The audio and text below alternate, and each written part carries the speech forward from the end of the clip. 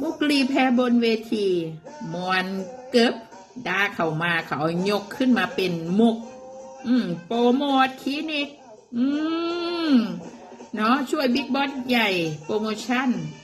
นะการแสดงเดือดแสะวาซานเฮ้ยเนาะธุรกิจนะบ่เข้าใจบ่เป็น FC นะธุรกิจนะโปรโมททางช่วยโรงพยาบาลด้วยเป็นมุกตามกระแส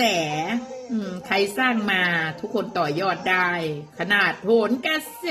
2 ล้านนะฮะเขายังมาเล่นเป็นมุกได้เลยเพราะฉะนั้นน่ะมักแบบใดก็มักตามกระแสบ่แม่นเตี้ย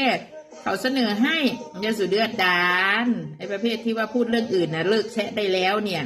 นะทางอื่นทางนู้นเขาไม่เห็นแซะเลยโอ้ย